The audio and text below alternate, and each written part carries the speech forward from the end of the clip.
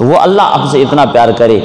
ہمیں سلامتیاں بھی بھیجے، ہم پر برکات بھی نازل فرما دے، اور ہمیں شب و روز اس کی سلام سرکار دو عالم صلی اللہ علیہ وسلم کی طرف سے، اللہ کی طرف سے ہمارے اوپر سلام نازل ہو، تو اس رب العالمین اگر 700 مرتبہ وہ ہمیں ایک ہی دعوت دیتا کہ نماز کی طرف آؤ، تو ہم پھر بھی نماز نہ پڑھیں تو یقیناً ہماری اپنی بدبختی ہے۔ میں عرض کرتا چلوں کہ نماز سے ملتا کیا ہے؟ اللہ اللہ قربان جاؤ میرے رب العالمین،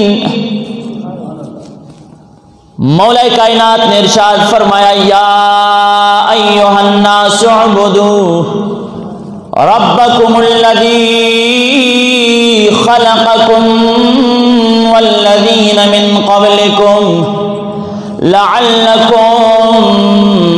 تتقون۔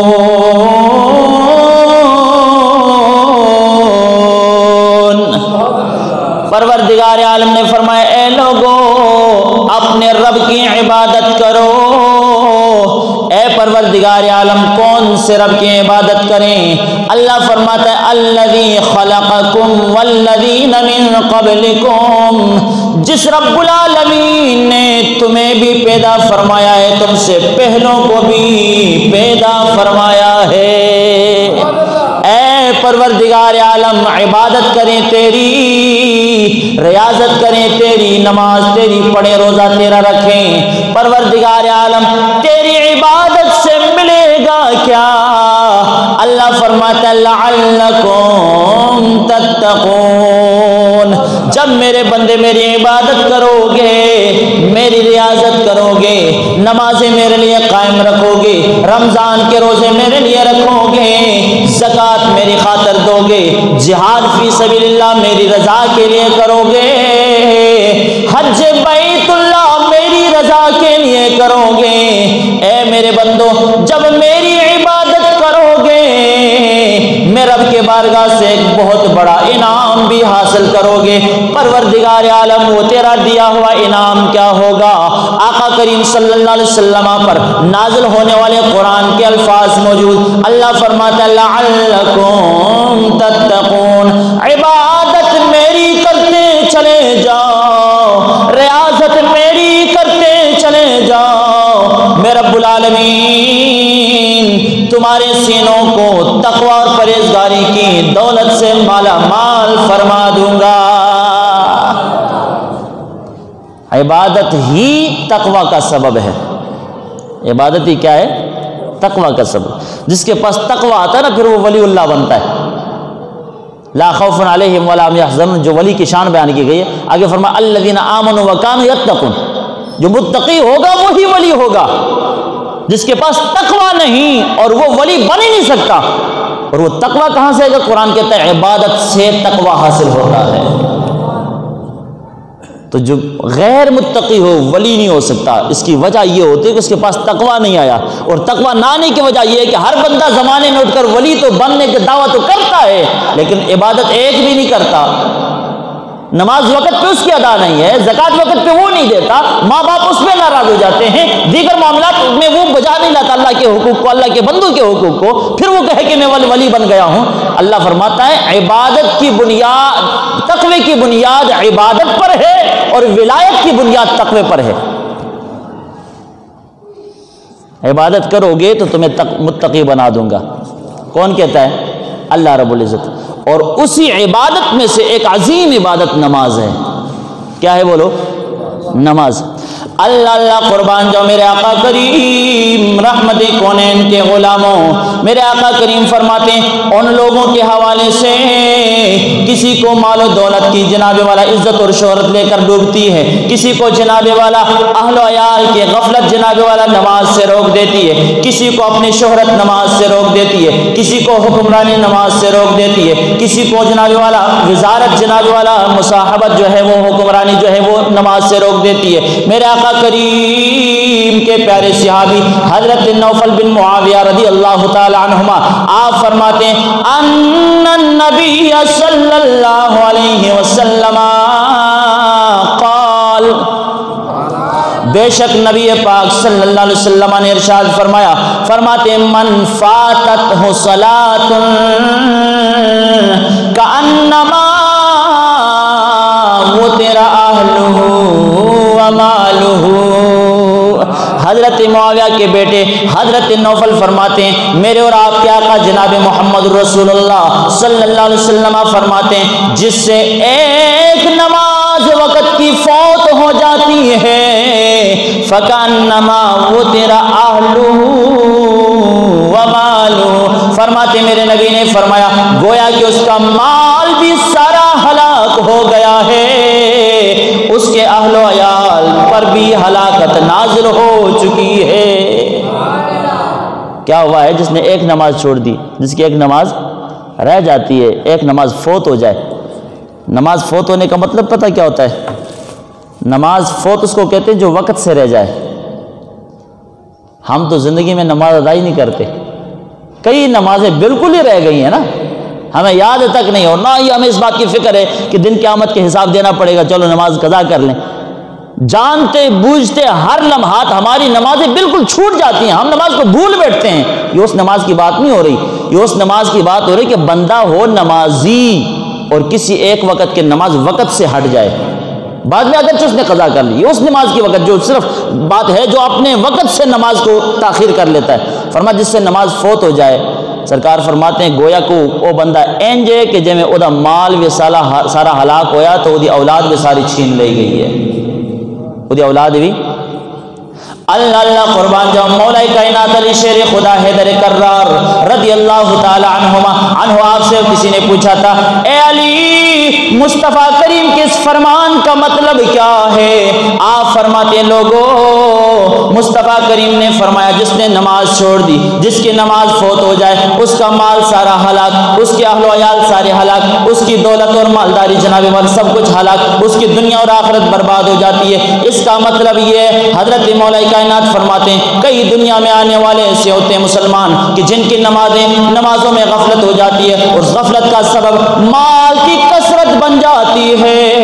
ایک بندہ جس کے پاس کثرت سے مال آیا، زیادہ مال آیا، وہ سما نہیں سکتا، اس کی دیکھ بھال میں، اس کی جناب والا حفاظت میں لگا رہتا ہے، جس کی وجہ سے اس مال کے پیچھے لگے ہوئے انسان کی نماز رہ جاتی ہے، وقت سے چھوٹ جاتی ہے۔ ایک بندہ وہ ہے جس کی کثیر عیال ہوتے ہیں، اہل و عیال گھر میں فیملی بڑی ہوتی ہے، ان کی جناب والا دیکھ بھال میں، ان کی غم خوشی میں لگا رہتا ہے، ان کی دیکھ بھال پرورش میں لگا رہتا ہے، جس کی وجہ سے نماز یاد نہیں رہتی، اس کی نماز جناب والا فوت ہو جاتی ہے۔ سرکار دو عالم صلی اللہ علیہ وسلم کے فرمان کا مطلب مولا کائنات ولایت کے تاجدار نے ہمیں سمجھایا۔ آپ فرماتے ہیں اس فرمان رسول کا مطلب یہ ہے جو مال کے کثرت کی وجہ سے نمازوں کو چھوڑ دیتا ہے، اس نماز کے چھوڑنے کی وجہ سے اس کا مال اس کے پاس ہوتے ہوئے بھی اس کے لیے ہلاکت کا معنی رکھتا ہے، اور جو کثرت عیال کی وجہ سے، بیوی بچوں کی کثرت کی وجہ سے، اہل و عیال کی کثرت کی وجہ سے نماز سے غفلت اختیار کر لیتا ہے، حضرت مولا کائنات فرماتے ہیں گویا کہ وہ نماز کے چھوڑنے کی وجہ سے بیوی بچے تو اس کے ہیں، اہل و عیال کے ہوتے ہوئے بھی اس کے اہل و عیال اس کے لیے ہلاک ہو چکے ہیں، وہ تنہا رہ جائے گا۔ جد مال زیادہ ہے اور کثرت مال دی وجہ نمازاں رہ گئی ہیں۔ میرا تھوڑا روزمرہ کم ہے جی، روزی تے کمانی ہے نا، نماز واسطے ٹائم کوئی نہیں، دکان نو ٹائم دینا ہے جناب والا، ڈرائیونگ کرنے پہ دور دا سفر ہے، ڈرائیونگ بھی تو کرنی ہے، نہ کری تو بیوی بچوں نے کی کھوائی ہے، نماز پڑھنے ٹائم ہی نہیں لگ رہا جی۔ وزیر مشیر ہونے لگ گیا جناب، حکمرانی آ گئی ہے، وزارت آ گئی ہے، تو مصاحبت آ گئی ہے، کوئی ملازمت آ گئی ہے جہد مصروفیت اتنی کہ نماز کا ٹائم ہی نہیں نکلتا۔ اور سارے سکول ٹیچر بھی کہنے لگ پے کہ نماز کا ٹائم ہی نہیں نکلتا، ساری چھٹی 2 بجے 2:30 بجے ہوتی تو نماز کا ٹائم نکل جاتا ہے۔ وہ تعلیم کیا تعلیم کہ جو تعلیم ہمیں نماز سے روک دیتی ہو، وہ محنت اور رزق حلال کیا رزق حلال ہوگا جو ہمیں نماز سے بھی روک دے۔ حضرت مولا کائنات فرماتے ہیں مال کی کثرت کی وجہ سے جتنی نمازیں چھوٹیں گی ان نمازوں کے چھوٹ جانے کی وجہ سے وہ مال سارا ہلاک ہو جائے گا۔ ہلاکت کا مطلب یہ کہ اس کے اندر کوئی برکت بندہ حاصل نہیں کر سکے گا، اور کثرت عیال کی وجہ سے، بیوی بچوں اور خاندان کے کثرت کی وجہ سے جس کی نمازیں چھوٹیں گی، حضرت مولا کائنات فرماتے ہیں وہ بظاہر تو اس کے اہل و عیال ہیں لیکن حقیقت میں اس کے لیے ہلاک ہیں۔ ادھر چنگا سی کہ اہل و عیال سارے ہلاک ہو جاندے، تنہا رہ جاتا، حضرت مولا کائنات فرماتے ہیں مطلب سمجھاتے ہیں، فرماتے ہیں مطلب یہ ہے کہ جس طرح ایک بندہ ہو اور اس کے پاس اہل و عیال سارے موجود ہوں، بہن بھائی بھی ہیں، رشتہ دار اقربا سارے موجود ہیں، زندگی کے کسی موڑ پر سب ہلاک ہو جائیں اور کسی موڑ پہ بندہ تنہا رہ جاتا ہے، فرمایا جس طرح وہ تنہا رہے گا سارا کنبہ جو لٹا دینے کے بعد، فرمایا اس کو جتنا نقصان ہوگا اس سے کئی گنا بڑھ کر ایک نماز فوت ہو جائے تو بندے کو نقصان ہو جاتا ہے۔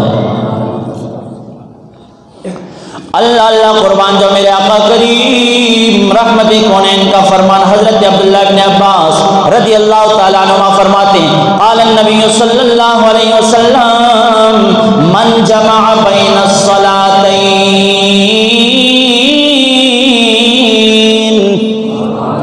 سرکار دو عالم نے فرمایا جس نے دو نمازیں ایک وقت میں جمع کر لیں، جس نے دو نمازیں ایک وقت میں جمع کر لیں، کہا چلو جناب والا شادی ہے تو شادی بھگتا لیتے ہیں، شادی کے بعد ادھر سے کام کاج سے فارغ ہو کر ظہر کی نماز عصر کے وقت دونوں اکٹھی قضا کر لوں گا، یا مغرب رہ گئی عشاء کے وقت دونوں پڑھ لوں گا، یا عشاء رہ گئی چلو فجر کے بعد دونوں پڑھ لوں گا، یا جناب والا فجر کی نماز چھوڑ دی، کہا ظہر کے وقت میں بھی تو قضا ہو سکتی ہے، سرکار فرماتے من جمع بین الصلاۃ، جس نے دو نمازوں کو ایک وقت میں جمع کر لیا، کیسے فرماتے من غیر عذر، من غیر عذر، من غیر عذر، اس کے پاس شرعی کوئی عذر نہیں، نہ وہ بیمار ہے، نہ وہ سفر پہ ہے جناب والا، نہ اس پر کوئی ایسی مصیبت آ چکی ہے، نہ جناب والا مرض الموت میں مبتلا ہے، فرمایا بغیر کسی عذر کے دو نمازوں کو ایک وقت میں جس نے جمع کر لیا ہے، سرکار دو عالم فرماتے ہیں فقد اتا بابا من ابواب الکبائر، فرمایا جس نے دو نمازوں کو ایک وقت میں بغیر عذر کے جمع کر لیا ہے، سرکار دو عالم فرماتے ہیں گویا میں محمد اعلان کرتا ہوں وہ شخص کبیرہ گناہوں کے دروازوں میں سے کسی ایک دروازے پر اپنے آپ کو کھڑا کر دیا کرتا ہے، فرمایا جتنا کبیرہ گناہ کر کے بندہ دار جہنم کے دروازے پہ جا پہنچتا ہے کبیرہ گناہوں کی وجہ سے، فرمایا اسی طرح جو بندہ جان بوجھ کر بغیر عذر کے دو نمازوں کو ایک وقت، مثال میں نے آپ کو دی کہ چلو اور جناب کم مصروف ہاں، مہمان آئے نے، شادی بیاہ ہو رہا ہے تو جناب فنکشن ہے، تقریبات نے ایدے لگے رویے تو کوئی نہیں گل نماز قضا بھی تو ہو جاندی ہے نا، زہر دے اثر نال اکٹھی پڑھ لیں گے یا اثر دی مغرب تو بعد قضا کر لیں گے، سرکار نے فرمایا انج دو نمازاں جڑا بندہ ایک وقت دے وچ اکٹھیاں پڑھے، سرکار دو عالم فرماندے نے کہ گویا کہ انہیں اپنے آپ نو کبیرہ گناہاں دے دروازے دے وچوں کسی ایک دروازے تے جا کھڑا کیتا ہے۔ اللہ پاک سب کو معافی عطا فرمائے۔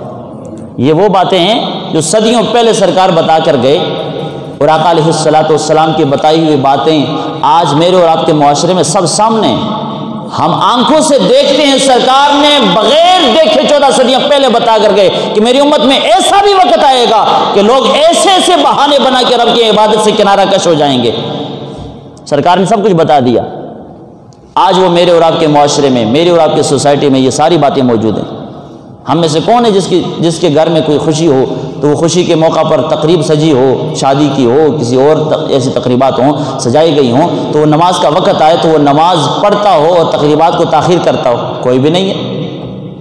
ہمارے ہاں تو یہ اب ایسا بھی نظام چل بسا ہے کہ ایک تقریب کی وجہ سے 2 3 نمازیں چھوٹ جاتی ہیں، اور پھر قضا کرنا تو دور کی بات، ساری زندگی وہ یاد ہی نہیں رہتی،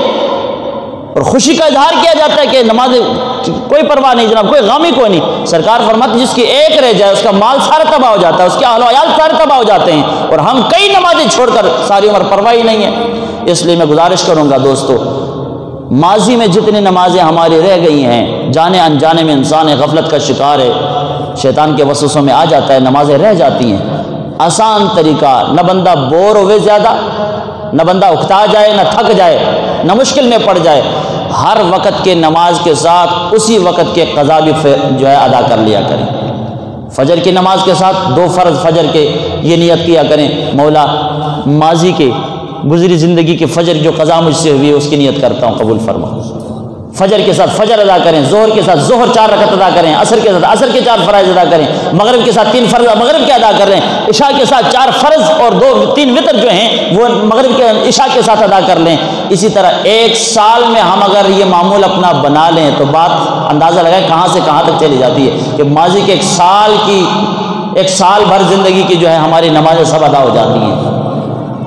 یہ انجانے میں رہ گئی تھی ہم سے،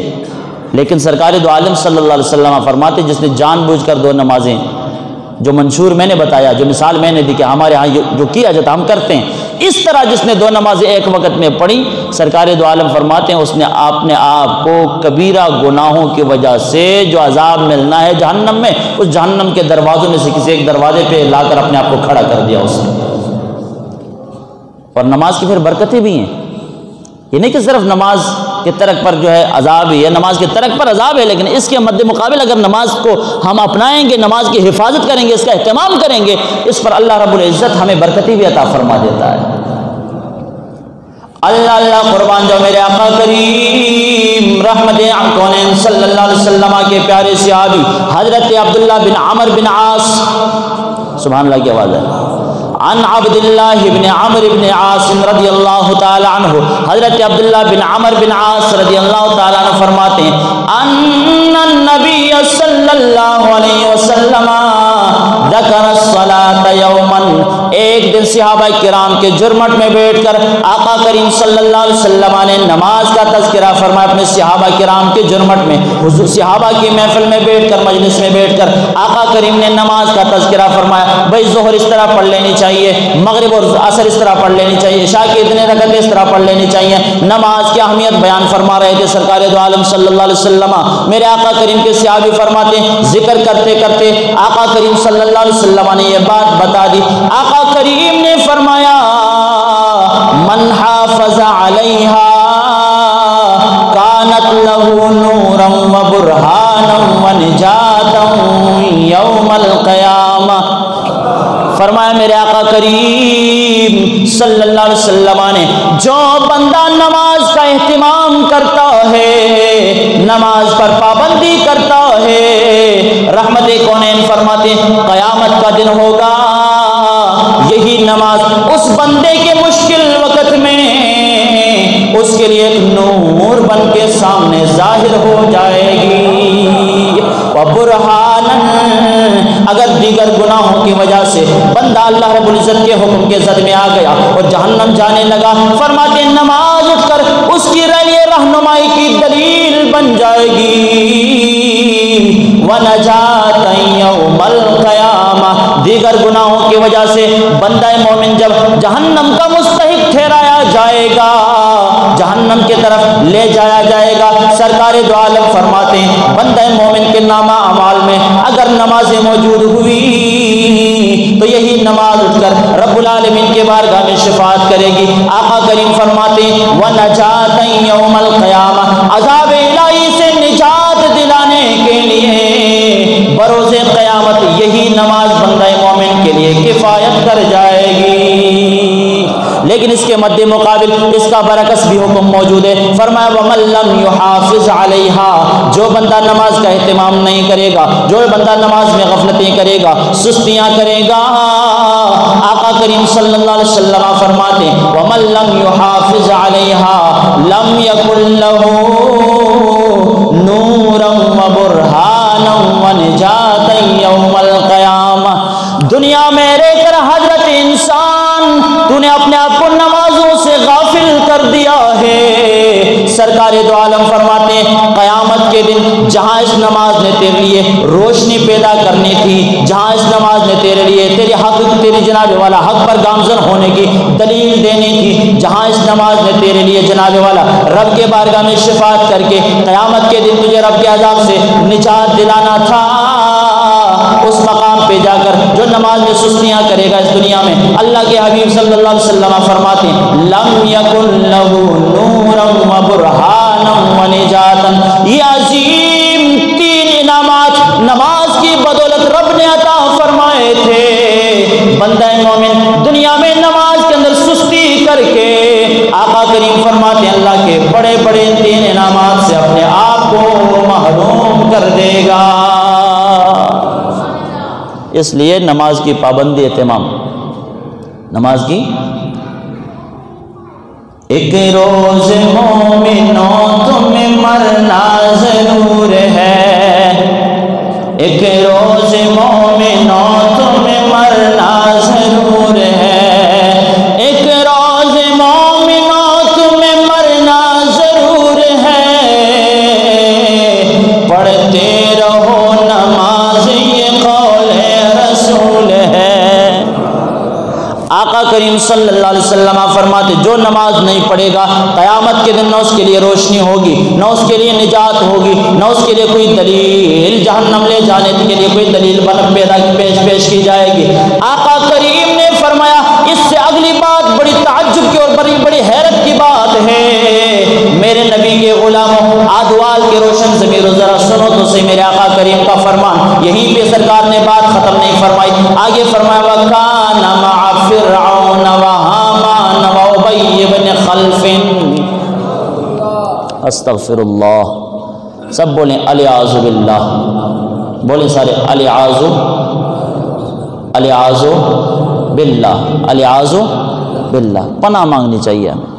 سرکار فرماتے جو نماز کا پابندی نہیں کرے گا، نماز کی پابندی نہیں کرے گا، فرماتے وہ فرعون کے ساتھ ہوگا، حامان کے ساتھ ہوگا اور ابی بن خلف کے ساتھ ہوگا۔ فرعون تو آپ جانتے ہیں کہ موسیٰ علیہ السلام کے مقابلے میں آنے میں خدائی دعویٰ کرنے والا بہت بڑا روئے زمین پہ ہو گزرنے والے کافروں میں سے کافر ہے، اور حامان اسی فرعون کا وزیر تھا، اور ابی بن خلف مکہ کے مشرکین کا بڑا سردار تھا، سب سے تمام مشرکوں سے بڑھ کر اسلام کا دشمن، اور ہجرت سے پہلے پتہ یہ کون ہے ابی بن خلف؟ اس نے کہا تھا جناب نبی پاک صلی اللہ علیہ وسلم سے، ہجرت سے پہلے کہا کرتا تھا، کبھی کبھی سامنے آتا اور کہتے تھا اے محمد پیغمبر اسلام میں نے گھوڑا صرف تیرے لیے پال کے رکھا ہے، اس کو چارہ اچھا ڈالتا ہوں، اس کو دانے اچھے کھلاتا ہوں، اس کی دیکھ بھال کرتا ہوں، اور خوب اچھا جو ہے موٹا فربا گھوڑا میں نے تیار کر کے رکھا ہے۔ محمد صلی اللہ علیہ وسلم پوچھتے کہ ابی بن خلف مشرکین کے سردار بتائی کس مقصد کے لیے پالا ہے، میرے لیے کیوں پالا، مجھے دینا ہی شاید ہدیہ دینا ہو، تو نے تحفے میں پیش کرنا ہو۔ سرکار دو علیہ وسلم نے جب پوچھا نا اس سے، اس نے کہا نہیں پال کے اس لیے رکھا ہے کہ کبھی موقع ملے گا اسی گھوڑے پہ سوار ہو کے تمہیں قتل کروں گا۔ اس کے ارادے یہ تھے ابی بن خلف کے۔ سرکار دو عالم صلی اللہ علیہ وسلم ایک دن اس نے یہ بات کہی نا، سرکار نے جلال میں آگے فرمایا ابی بن خلف پھر تو بھی یاد رکھی تنو محمد نے ہی قتل کرنا ہے، تنو محمد نے بھائی منو کی پتا کہ شامی میں کہڑے بچے نے تھپڑ مارنا ہے، کیوں مارنا ہے، کنے میرے کو مار کھانے کنے نہیں کھانی، کسی نے پتا ہے؟ تجھے دس سکتے ہو کہ گھر جا کے لڑائی ہوندی کہ کیا ہونا ہے ساڑھے نال گھر معاملات کس طرح سے گزرنے، آج کا دیہڑا کیسے گزرے گا، کل کی ہوئے گا، پرسوں کی ہوئے گا۔ سرکار دو عالم صلی اللہ علیہ وسلم نے ہجرت سے پہلے فرما دیا ابی بن خلف یاد رکھیں تو تیاریاں پہ کرنا میں نے قتل کرن دی، پر گل یاد رکھیں تو میرے ہاتھوں ہی قتل ہونا ہے، تنوں میں مارنا ہے۔ ہجرت کر کے سرکار مکہ سے مدینہ چلے گئے، مارکہ بدر ہوا، اس کے بعد پھر مارکہ احد ہوا۔ احد کی جنگ میں سرکار دو عالم صلی اللہ علیہ وسلم کے نا اس شخص نے ابی بن خلف نے اسی گھوڑے پہ سوار تھا، دوڑتا دوڑتا دوڑتا محمد رسول اللہ صلی اللہ علیہ وسلم کو قتل کے ارادے سے قریب آیا۔ صحابہ کرام نے دور سے دیکھا کہ سرکار دو عالم کی طرف دوڑ رہا ہے، آقا علیہ السلام کے صحابہ نے آگے بڑھ کر اسے قتل کرنے کی کوشش کی۔ میرے آقا نے اشارہ فرمایا صحابہ چھوڑ دو، آنے دو میرے قریب۔ اے کہندا سی مکے میں قتل کروں گا، میں نو آکھیا سی میں تینوں قتل کروں گا، آن دے ذرا میرے حال، تو سارے پیچھے ہٹو۔ سرکار نے صحابہ کو روک دیا، اور وہ بڑھتا ہوا سرکار کے جب قریب آیا نا تو سرکار کے پاس ایک صحابی کھڑے تھے، سرکار کے ہاتھ خالی، کوئی برچھا نہیں، کوئی تلوار نہیں، کوئی نیزہ نہیں۔ سرکار دو عالم صلی اللہ علیہ وسلم نے دیکھا جب وہ قریب آیا تو ساتھ والے صحابی سے برچھا لیا، لے کر مارا، برچھا اٹھا کے پھینکا نا اس کی طرف، تو سیدھا وہ برچھا جا کر اس کی گردن میں لگ گیا، اور گردن میں لگا تو صحیح پر اینج لگا کہ اتو نہ تھوڑا جا انہیں زخم چریٹ جو لیا کے تو نکل گیا پرا، گردن لا نہیں دیتی نوش کھوب گیا،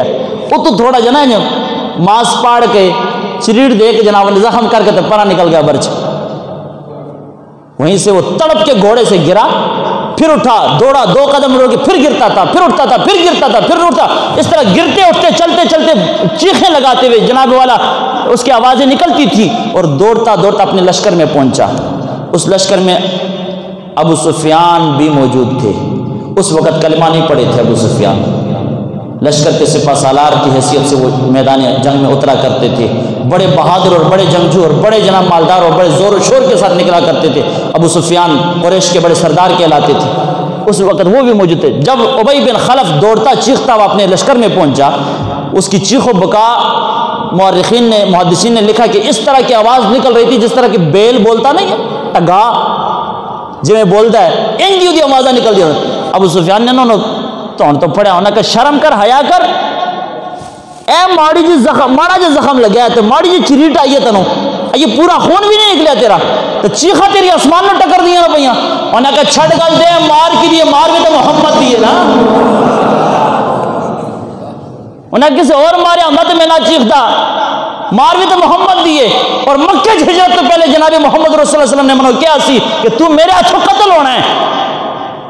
تو کہنے لگا ابو سفیان یار میرے تے کیوں چلانے، غصے کیوں ہونا ہے، میں کی کرا، میں مجبور ہوں، میری چیخاں اپنے آپ پہ ہی نکل دیا نے۔ یہ مار کس کے زد میں آیا ہے، مار کس کی، ذرا دیکھو تو صحیح، امام الانبیاء کی مار ہے، ماڑی چریٹ تو چیخاں نکلن، ایک ایک آواز ہوتی آسمانہ تک جائے جناب والا، دور دراز پہاڑ سونا ہوتی چیخانوں۔ تو حضرت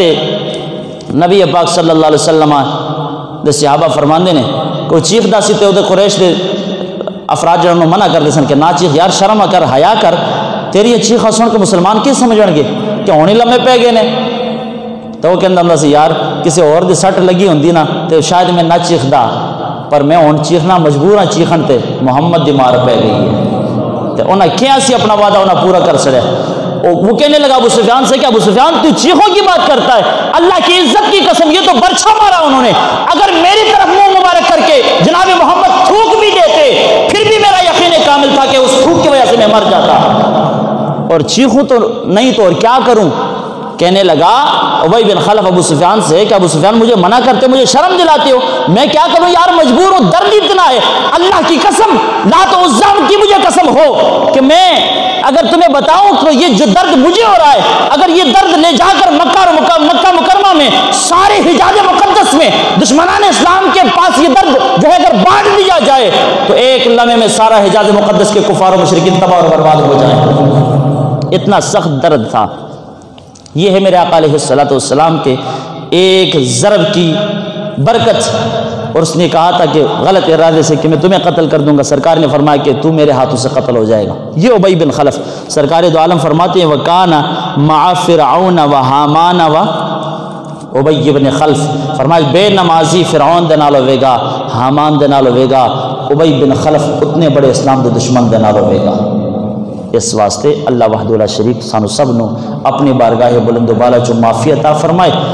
سانو سب نو نیک بنائے۔ گناہوں کی عادت چھڑا میرے مولا، گناہوں کی عادت چھڑا میرے مولا، مجھے نیک انسان بنا میرے مولا، مجھے نیک انسان بنا۔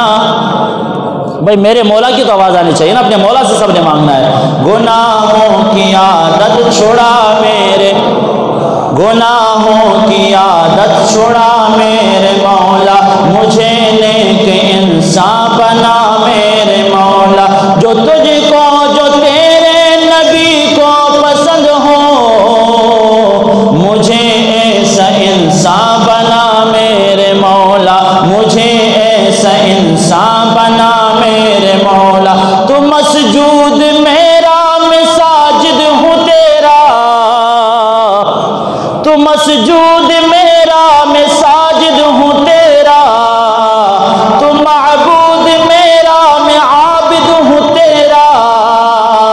تو خالق میں بندہ تیرا میرے مولا، تو خالق میں بندہ تیرا میرے مولا، تو خالق میں بندہ تیرا میرے مولا، تو لے گا اگر عدل سے کام اپنے، تو لے گا اگر عدل سے کام اپنے، میں ہوں مستحق نار کا میرے مولا، اور جو رحمت تیری شامل حال ہو تو ٹھکانہ ہے جنت میرا میرے مولا۔ اللہ وحدہ لا شریک ہم سب کو عمل پیرا ہونے کی توفیق عطا فرمائے، نماز کی پابندی کی توفیق اللہ رب العزت ہمیں عطا فرمائے۔ سرکار دو عالم صلی اللہ علیہ وسلم کے فرمان کے مطابق یا اللہ تو ہمیں معاف فرما، ہمارا حشر کہیں فرعون کے ساتھ نہ ہو جائے، حامان کے ساتھ نہ ہو جائے، ابی بن خلف کے ساتھ نہ ہو جائے۔ اور حضرت امام ابن حجر اسقلانی رحمۃ اللہ علیہ نے کتاب الزواجر کے اندر اس حدیث میں تھوڑا اور اضافہ فرمایا۔ آپ فرماتے فرعون، حامان اور ابی بن خلف کے ساتھ ساتھ سرکار کے فرمان میں قارون کا بھی تذکرہ ہے۔ قارون، فرعون، حامان اور ابی بن خلف کا تذکرہ ہے۔ ان چاروں کے ساتھ حشر ہوگا بے نمازی مومن کا۔ سرکار دو عالم صلی اللہ علیہ وسلم کے فرمان کا مطلب کیا ہے؟ ابن حجر اسقلانی فرماتے ہیں اس لیے قارون کا ذکر سرکار نے اس لیے کیا کہ لوگ بڑے ہوں گے، کہیں گے مال بڑا ہے، دولت بڑی ہے، جاہ و جلال شہرت بڑی ہے، مصروفیت بڑی ہوتی ہے، مال و دولت دی حفاظت کر دیا، معاملات طے کر دیا، تو جناب والا اس واسطے سے نماز نہیں پڑھ سکتے۔ سرکار فرماتے ہیں جو مال کے کثرت کا بہانہ بنا کر نماز میں سستی کرے گا اس کا حشر اللہ قارون کے ساتھ کرے گا، کیونکہ اس کے وہ مالدار بڑا تھا۔ سرکار فرماتے پھر کیا ہوگا؟ جو کہے گا کہ میں حکمران تھا، وقت کا حاکم تھا، قاضی تھا، قاضی القضات تھا، میرے پاس لوگوں کی باتیں سننے کو ٹائم نہیں تھا، میں نماز کیا پڑھتا، اس وجہ سے سستی ہو گئی۔ سرکار فرماتے پھر اس کا حشر جناب والا فرعون کے ساتھ کیا جائے گا، کیونکہ وہ وقت کا حاکم تھا۔ فرماتے ہیں کہ کوئی بندہ یہ بہانے بنائے گا دنیا میں کہ میں کسی حاکم کا وزیر تھا، مشیر تھا، وہ اس کے ساتھ مصروفیات تھے، معاملات تھے، مصاحبت اور ملازمت تھی، اس کی وجہ سے نماز نہیں پڑھ سکا، سرکار فرماتے اس کا حشر اللہ تعالی حامان کے ساتھ کرے گا جو فرعون کا وزیر تھا۔ پھر آقا علیہ السلام سے پوچھا گیا، سرکار دو عالم فرماتے ہیں کہ جو یہ بہانہ بنائے گا کہ قوم کا بڑا سردار تھا، میں اپنے قریہ بستی میں لوگوں کی باتیں سننی ہوتی تھی، اور تاجر تھا، بڑا تجارت میں مشغول رہتا تھا، جس کی وجہ سے نماز کے لیے وقت پہ ادائیگی کا موقع نہ ملتا تھا۔ سرکار فرماتے جو تجارت کے بہانہ بنا کر، دکانداری کا بہانہ بنا کر جناب والا جو نماز سے سستی کرے گا، سرکار فرماتے ہیں اللہ اس کا حشر جناب والا ابی بن خلف کے ساتھ کرے گا جو مکہ کے مشرکین کا بہت بڑا تاجر تھا۔ اللہ وحدہ لا شریک ان جیسے صحبتوں سے ہمیں محفوظ فرمائے۔ اللہ ہمارا حشر جناب محمد رسول اللہ کے ساتھ فرمائے، صدیق اکبر کے ساتھ ہمارا حشر ہو، فاروق اعظم کے ساتھ ہمارا حشر ہو، علی مولا مشکل کشا کے ساتھ ہو، عثمان ذو النورین کے ساتھ ہو، حسن حسین کے ساتھ ہو، امیر معاویہ کے ساتھ ہمارا حشر و نشر ہو۔ اللہ کرے ہمارا حشر داتا علی حجویری کے ساتھ ہو جائے، غوث اعظم کے ساتھ ہو جائے، اعلیٰ حضرت امام اہل سنت کے ساتھ ہمارا حشر ہو جائے، خواجہ معین الدین چشتی اجمیری کی دامن رحمت ہمیں نصیب ہو جائے، بہاؤالدین زکریا کی صحبت میں ہمیں اٹھایا جائے، اور پھر جناب والا اپنے پیر و مرشد حضور خواجگان نیک آباد مراڑی شریف کی صحبت میں اللہ تعالی ہمیں اٹھائے۔ اللہ وحدہ لا شریک نیکوں کی صحبت ہمیں عطا فرمائے، بری صحبتوں سے ہمیں محفوظ فرمائے۔ تارک نماز نہ اس جہاں میں اس کا کوئی آسرا ہے نہ اس جہاں میں کوئی آسرا ہوگا، نماز کی پابندیاں کیا کریں۔ اللہ وحدہ لا شریک ہم سب پہ اپنا فضل اور رحم فرمائے۔ وآخر دعوانا ان الحمدللہ۔